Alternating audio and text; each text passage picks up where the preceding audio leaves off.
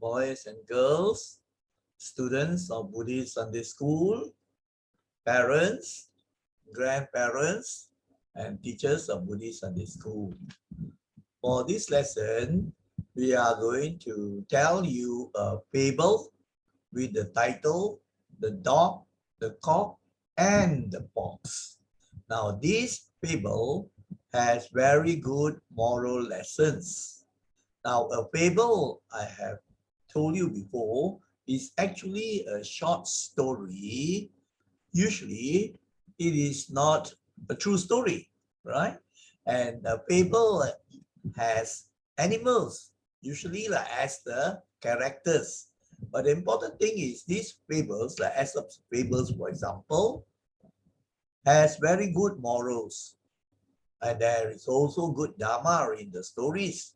So this is also one of Aesop's fables that we are going to do. And then later on, we will discuss the moral lessons and the dharma points. So as usual, let us launch the PowerPoint. Okay.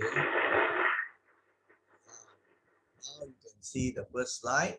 I think I can take off my photo, stop the video. Now, the dog, the cock, and the fox. Now, I think you know what the dog is. Now, the cock is also shown here, is actually a cockerel, right? Or sometimes called a rooster, a male chicken.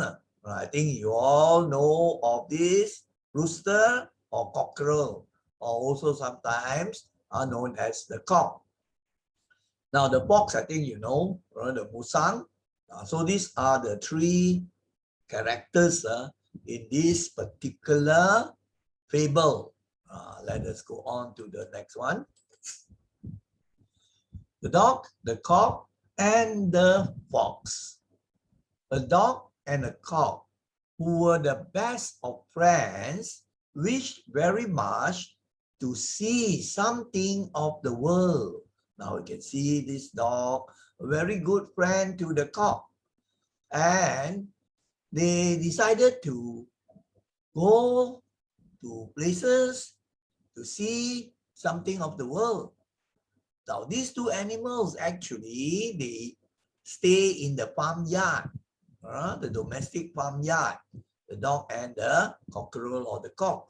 But probably they're getting bored, so they decided to leave the farmyard to set out into the world along the road that led to the woods. The woods actually refers to the forest, or you can say jungle, right? You have lots of trees, bushes, undergrowth, and actually it can be dangerous also. These two are domesticated animals, so going out into the forest can be risky. But anyway, let's see what happens. The two comrades, now comrades refers to friends or companions, say the good friends. So the two comrades travel along in the very best of spirits and without meeting any adventure to speak of. Now what does this mean? In the very best of spirits means very, very happy and cheerful, right? So they were very excited, cheerful, happy, very lively, very enthusiastic. That is the meaning of in the best of spirits, high spirits. But as they went along the road, they did not encounter any impactful thing or any significant thing as yet. So they were heading for the woods, the forest. Something is going to happen. So at nightfall, so they reached the woods already. You could see a picture here. So they reached the woods already. So at nightfall, that means when night came, right, evening, and then getting dark already. The cock looking for a place to roost. Now the word roost means to settle for rest or sleep, right? All animals, the human beings also need to rest and sleep, isn't it? Like the dog also can rest and sleep. But this rooster or the cock, you know, these roosters, they will find maybe branches, or in the farm, you might have some, you know, wooden poles and so on, and they will be perching. They perch, that means they stand on the sticks or the posts, and then they will take a rest like sleeping. We can't sleep in that way, isn't it? We have to lie down. So that was his custom, to roost, to settle, or rest. So what did he see? He spied. He saw nearby a hollow tree that he thought would do very nicely for a night's lodging. So he saw this hollow tree. Now, you know what is the meaning of hollow? Which means inside the trunk, you have hole, big hole, or empty space. I don't know, it could be a dead tree, or maybe half dead, right? It could be a dead tree or a half dead tree. So there is a hollow, and you can see here, right? An animal can go into the hollow place of the tree. And so he was thinking it would be very nice to stay for the night, the lodging, to stay in that place. It's just like a lodging house. Like you go to another place, you look for a hotel or a lodging place to spend the night. So the dog could creep inside the hollow tree. And then the cock would fly up on one of the branches you could see here. That's how the cockerel or rooster or cock would rest, right, on the branch. Just resting like this, he would fall off, he could balance. So said, so done. And both slept very comfortably. And you must remember, in the woods or in the forest, you would not be able to find people usually, unless the hunters come. So it was very, very quiet, right? Quite peaceful. But you see, what danger is lurking in the woods, right? These two are harmless domestic animals from the farmyard. But in the woods, you will find wild animals, all types, right? And also, some of the animals would eat the smaller animals, prey on these animals like chicken or a rooster or even a small dog, So, but probably they did not realize this also, right? They wanted adventure, something newer. So let us go on and see what danger was awaiting.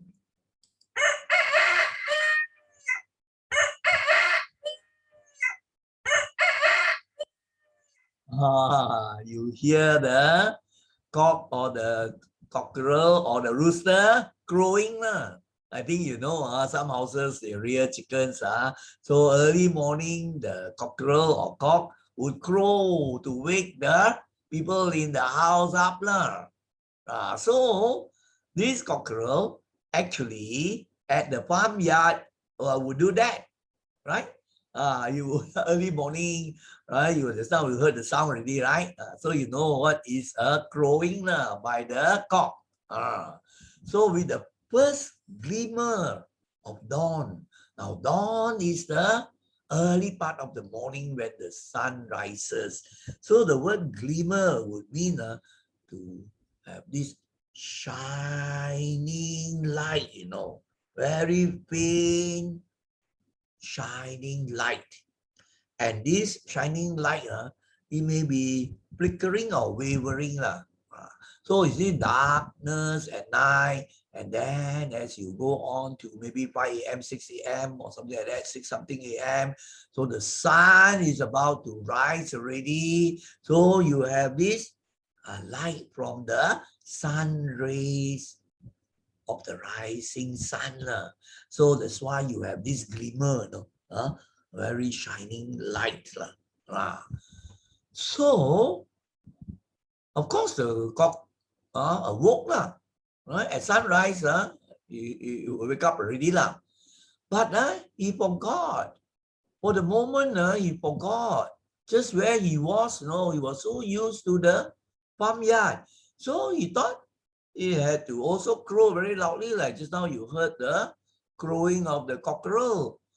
So he thought he was still in the farmyard, where it had been his duty to arouse the household at daybreak, which means he thought it was his duty to wake up the people in the farm when it is sunrise period. The daybreak, that means the day is starting already. It could be 6 a.m. or 6:30. So he did that, right? So that's why he stood on his toes, tiptoes, and then flap his wings. When you say flapping the wings, that means the cockerel would move the wings up and down, like waving, right? That's the meaning of flapping. And then, as I told you just now, he crowed very loudly, just now you could hear, right? But of course, the farmer was far away already. The farmer, he was not awoken by the crowing. So it was not the family in the household and the farmer that got up, but instead, the crowing of the cock awakened a fox not far off in the wood. As I told you, in the forest or the wood, you would have many wild animals staying. Among them, of course, would be foxes, or maybe wolves sometimes, depending on the woods.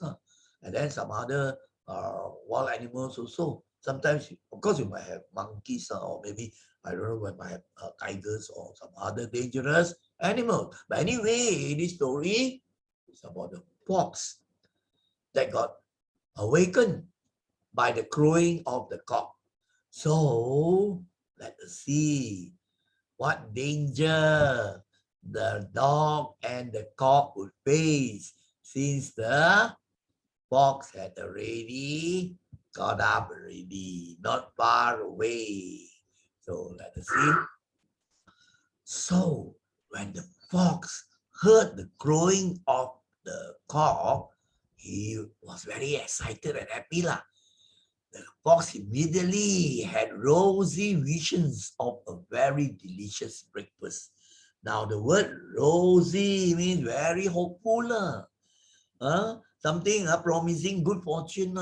So in his mind, right, the fox was thinking or imagining, wow, now I will be having a very, very sumptuous, delicious breakfast. It will be the chicken, isn't it? The cock, because he will kill the cock, right? And then feast on the cock, you see, right? So he was very happy, so he was imagining all the delicious breakfast, right? So what did he do? He immediately hurried to the tree. He could sense where the crowing came from. So you could see now the fox hurrying to the tree. The tree, hollow tree, remember? So when he reached the tree, he saw the cock was roosting. Here you can see the picture, right? Now, you know where the dog is? The dog is not seen, right, by the fox, because the dog is inside the trunk, the hollow trunk inside. So the fox did not know there is a dog inside the trunk. So he was just eyeing the cock. He was just eyeing the rooster. So, I know what was his intention. He had that mind, right, to do something not good, to kill the cockerel, to kill the cock for breakfast. So he tricked the cock. So you know what he did?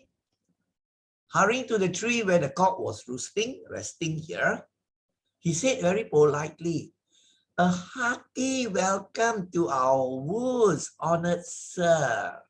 Yeah, because for the fox, the woods would be his home, but not for the cockerel and the dog, you see. So he say, warm welcome. We welcome you, honored sir. Wow, I call the cockerel honored sir. No, wow, that means respected one, right? Sir, no. Actually, just the mouth talking. The heart was having different ideas already.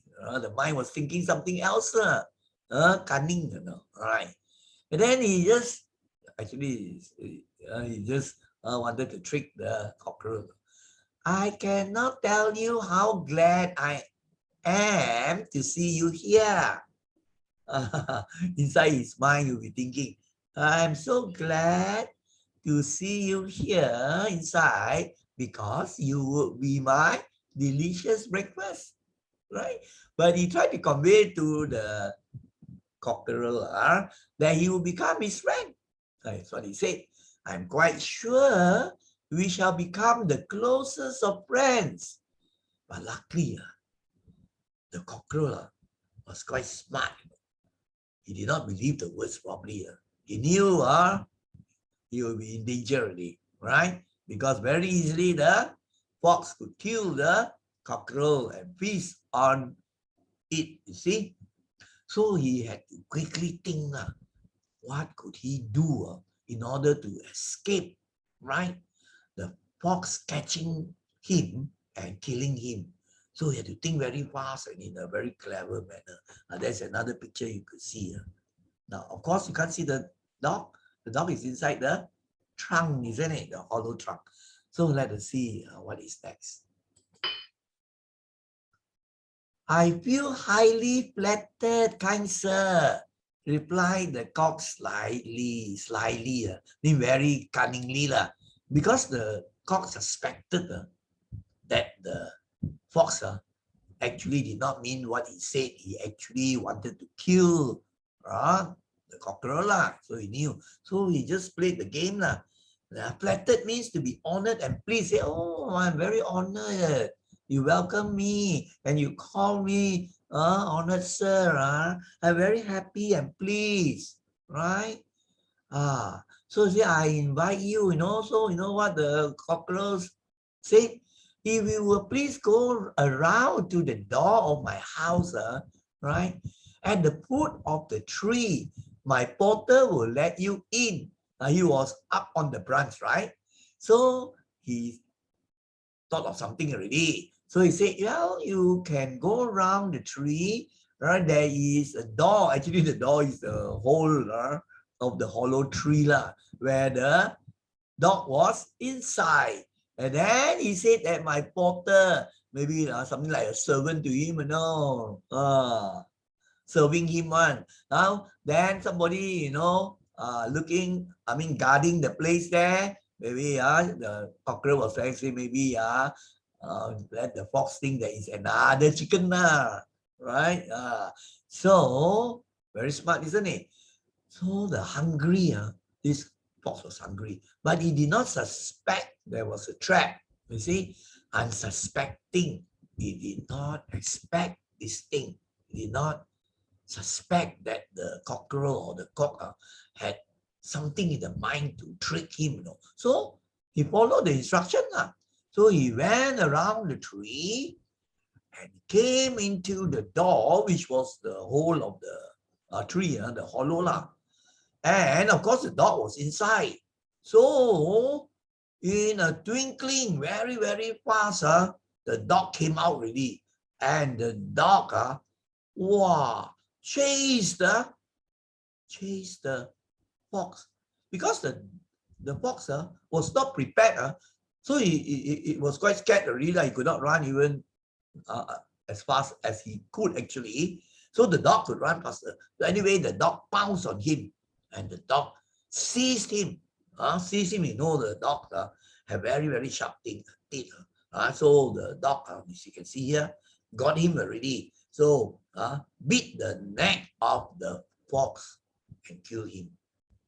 So the cock was saved, right? Otherwise, you have become the breakfast for the fox, right? So his good friend, the dog, saved him. So these two were saved. Now, probably they might have learned a lesson to be very careful of places where there is danger, isn't it? But anyway, that's the end of the fable, the story. Then you could imagine these two, wow, narrow escape, isn't it? For the cock. So then they decided, I think, to go back in the farmyard are very, very safe, isn't it? The farmers would feed them. Now this dog, domestic animal, very easy life in the farm, isn't it? Unlike the wild forest or jungle. So that is the end of the fable or short story. Now comes the most important part, and that is the Dharma or moral aspects, right? So let us look at the last slide, which is usually the most important. Now, you see, there are 5 points or 5 moral lessons we can learn, very useful. And of course, I put here just to remind you, right, of the characters in this fable, the dog, right, and the cockerel, and then the fox, right? So let us look at the first of the moral lessons. You must be careful of venturing into places with potential danger. Now, to venture means to undertake, to go on a daring journey, right? Like these two, going on a risky journey into the woods. They did not know the potential danger, which means danger could be awaiting them, potential danger. And luckily, the cockerel didn't die, right? So we must be careful. So sometimes people invite you to go, come, let's go to this particular place. Wow, the waterfall is very, very beautiful. You could swim and so on. Right? Say you are a Form 1 or Form 2 student with another few friends, and then some other bigger boys invite you. So say, let's explore the place. Now you don't have the, protection from your parents, your children still, and even teenagers also, you cannot just venture into these dangerous places, So you go there, and then accident happened there, isn't it? You slip against the rocks and fall, and you may hurt yourself. Actually, we have a family friend where the son actually encountered this. He and the friends probably ventured into quite a dangerous waterfall area. An accident happened there, and he became paralyzed. Right? The time he was maybe 18 or 19. Now he's maybe 30 over already, still paralyzed already. Right? So cannot walk already because of the accident. So you have to be very careful. You must find out more about the places that you want to go. And if you are children, students, you must consult your parents or teachers and so on. So that's a very important lesson, to be wiser. Now let's look at the next one. Unmindfulness or foolhardiness can lead you to an action that brings danger, which means that if you are not careful, heedful, mindful, and you are foolish, right? So you just do certain things recklessly. You are reckless, not cautious, careful, 不小心, right? So it can bring danger, isn't it? Just as this particular cockerel was lacking in mindfulness. He forgot already that he could not crow in this woods, the silent woods, not in the farm, but he thought that it was a usual thing. So you see, unmindfulness. So sometimes also for us, we are not mindful, right? So let us say we are walking along the road, so there is a pothole, right? So if we are not mindful, not really alert and observant, you walk into the hole and you can injure yourself. This is an example. So very important mindfulness, to be aware of the surrounding, to be aware of what you want to do. your mind state, all those things. Otherwise, you can get into danger. Many people have also got into accidents because of lack of mindfulness. So that is the second lesson. Let's look at the third one. Beware of people who are cheats and have intention to harm you. That means people who are out to con you, cheat you, right, swindle you, and they try to use of words, persuade you to follow them, That's how some young girls, young boys get missing, right? They have been abducted because you have bad people around who cheat, who swindle, who con other people. I will bring you to that ice cream shop, fantastic ice cream, things like that. But actually, they have the intention to harm you, either abduct you or kidnap you and then ask a ransom from your parents, or maybe they will sell you, do all those nonsense things, bad things. It's terrible. Actual cases have happened. No? So you must be very careful, especially of strangers whom you don't know. That's why when I, teach in the Sunday school and the preschool, I always will warn all the children. So I ask, sometimes the preschool kids, I say, if an uncle comes, and then tells you, wow, there is an offer ice cream in McDonald's, I can bring you there. You want to come along or not? Very nice ice cream to eat. Now and then I get one or two kids 要我很喜欢吃dangerous but majority quite okay. They say 不要我不认识他so we must actually be careful but many people have been cheated, including adults, they fall into the scams and then cheated of their money, even adults, you see. So we must always be careful that the world, there are people who are bad, who are greedy, who don't have metta, they're out to con you. So that is this one. Let's go at the next one.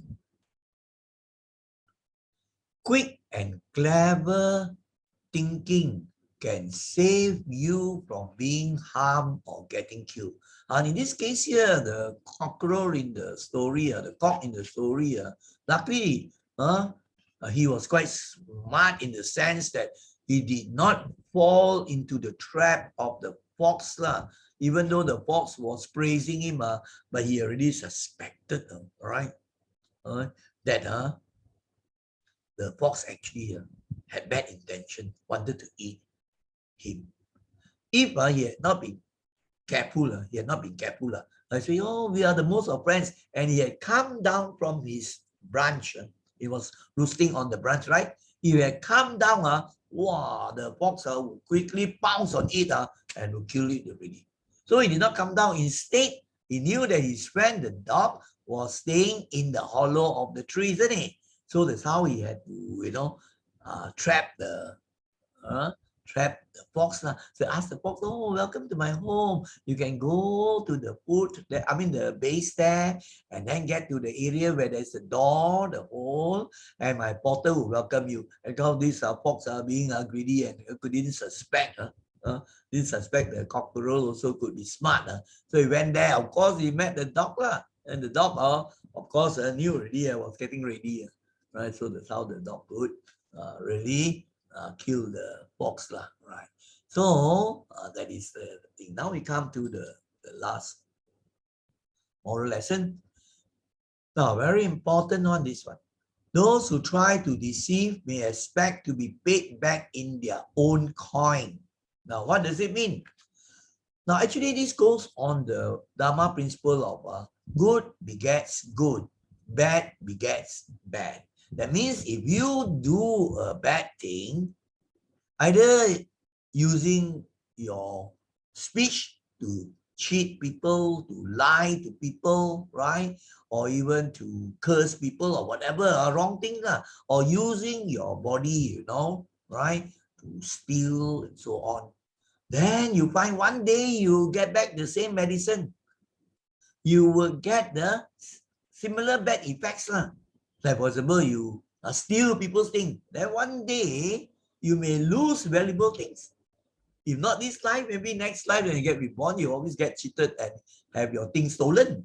You know. So this is what we call cause and effect, right? And then there are some people, you know, who always like to lie, you know, tell lies, maybe to cheat and so on. One day, people will lie to you, isn't it?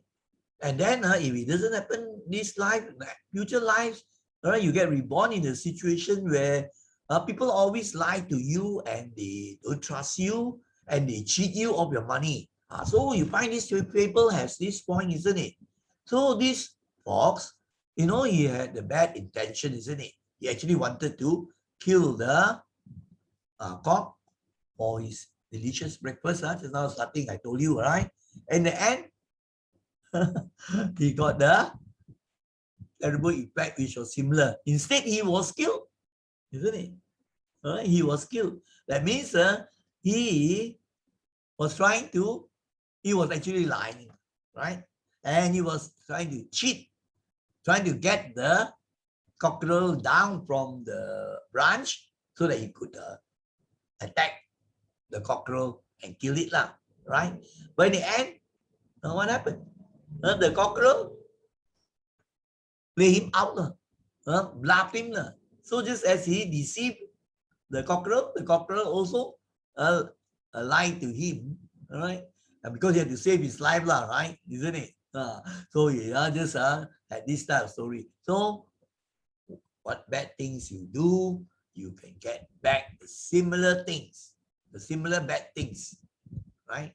Just as let's say in Dharma, we teach the important law of karma, right? If you always kill people, right, then your next life, you will have shortened life, short life, right? Some die so young, die in accidents or cancer and so on.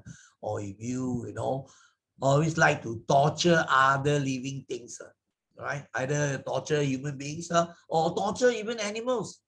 Then you find you will be getting the similar bad effects.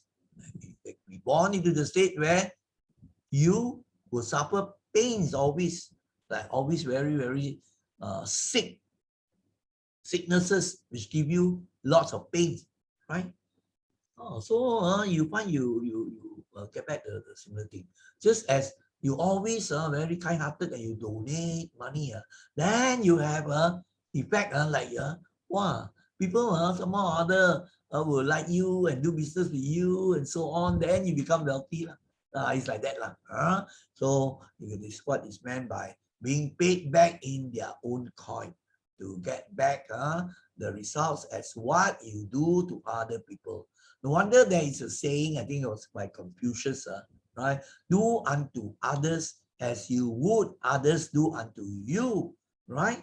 You must not do the bad things to others because you also don't want other people to do the bad things upon you, isn't it? So you do the things which are good to others, then also the others will do the good things to you. As simple as that. But that is a law, right? So now you see, I have explained to you, right? Many important moral lessons and also Dharma points, right? Like, what we call the law of cause and effect, touching on karma, and you should reflect and take note of this so that you will not fall into the trap. So I hope you remember these 5 points. The first point is advising you to be careful. Do not just go into dangerous situations or places. You regret that. And second one is to remind you to be always mindful, careful, cautious, right? Don't do foolish things, right? Never think properly and then go and do the thing or say the thing even without thinking. And this will bring bad effects and sometimes very dangerous effects, right? And the third thing I told you that you have to be very careful. Don't get trapped or get cheated by bad people, right? In fact, you have to mix with the wise ones, the good people. Do not mix with the bad ones, the fools, because they will lead you to suffering. So that's why when you make friends, you have to be careful. Don't mix with the rotten ones, the foolish ones. They teach you to gamble, to steal things, right? And then to, some, teenagers might rampage, racing at night, all sorts of things, or some smoking, and then go to the cyber cafe to gamble. All these things are not good things. They will bring you pain and suffering. So this one is to remind you. And the fourth one is we must always develop the mind so that we can think in a very clear, fast manner. And of course, if you learn Dharma, you have the wisdom knowing what to do. It's just not clever thinking. Actually, you must have wisdom also. And this comes through your learning of life lessons, or what we Buddhists say, Dharma. So now you see, it's so important if we can train the mind, right, to be wise, and then to be able to think clearly, logically, creatively. Then when you have a situation where it's dangerous, risky, you know how to think, what to do, and get out of the trouble or the dangerous situation. And the fifth one, to remind you, is actually the law of karma, right? So you do something either using your speech or your body, or think the wrong thoughts and so on. It's a matter of time. You will get back the similar bad effects, right? So this summarizes all the important points of this lesson. So I thank you, right, for your kind attention, all of you, young ones, and also the parents, grandparents, and the teachers for following this presentation of a fable that has good moral lessons, right? So let us say sadhu 3 times. Right? Sadhu, sadhu, sadhu. May you all be well, happy, and peaceful. Take care.